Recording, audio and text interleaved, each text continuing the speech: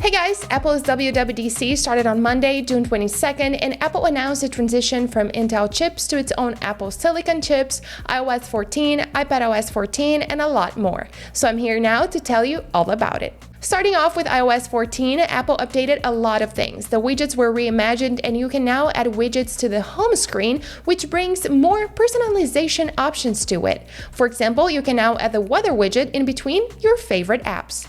You can even choose its size and swipe through to pick the one you want at the moment. Besides, another interesting feature is what they call App Library. Now it will be possible to organize all your apps without doing anything. The App Library will automatically organize all the applications for you, and there's even a new list view where you can easily search for your apps. If you want, you can hide entire pages of apps and choose only a few of them to be on your home screen. I believe this will really make our lives easier and it will improve the way we use our iPhones. I also like that some apps are larger than others, with most used ones showed on top. Siri is also more compact. It doesn't take the entire screen when activated. It's supposed to be smarter, and you can even ask her to send an audio message. Siri is also expanding translation support, and a new Translator App will be able to translate conversations in multiple languages like English, Mandarin, German, French, Italian, Portuguese, and a lot more. The Messages app also received some updates. It will have a few design changes, and it will have WhatsApp-like features like the option to pin important chats at the top of the page, answer to specific messages in groups, mention users in group chats, and more memojis were released. Maps will now bring cycling navigation options that will give users the directions through bike lanes, busy or quiet roads, takes altitude into consideration, and it even tells you whether you would need to carry your bike up the stairs or not.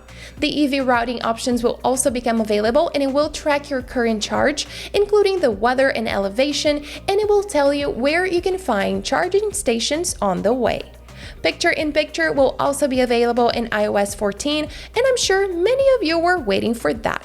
So you'll be able to watch YouTube and message a friend at the same time, for example.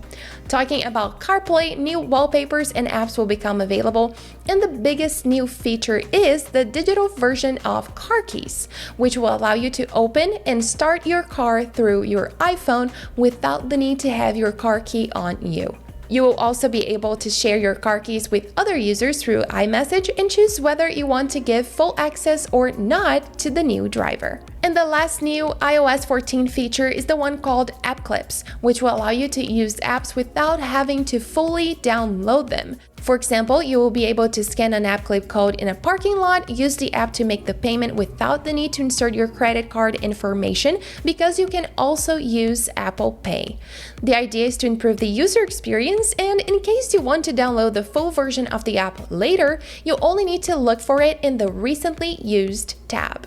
iPadOS 14 will also bring new features like the widgets that we saw on iOS 14, new tools, new full-screen music player, minimalist Siri, and notifications like the incoming calls notifications that won't take the entire display anymore. The search was also redesigned to be universal, and it even works to look up for apps, emails, contacts, and one of the most interesting features is the one called Scribble, which will automatically recognize what you write to text. Even hand drawing shapes will automatically change to standard shapes, and you'll be able to create a more organized and clean file, change font colors, and a lot more in an easy and intuitive way.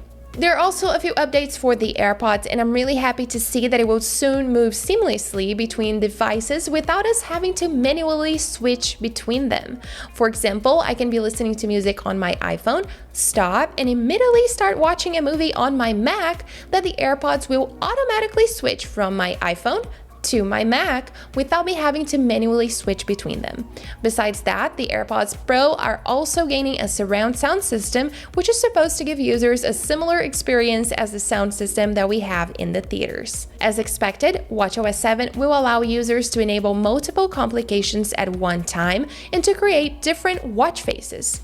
There's a new watch face with a tachymeter, but the best feature is that you will be able to share your watch faces with other users through the App Store, a website, or even iMessage. Maps on watchOS will also gain the cycling feature, and the workout app is gaining new workout modes like dance, core training, functional training, cool down, and a lot more.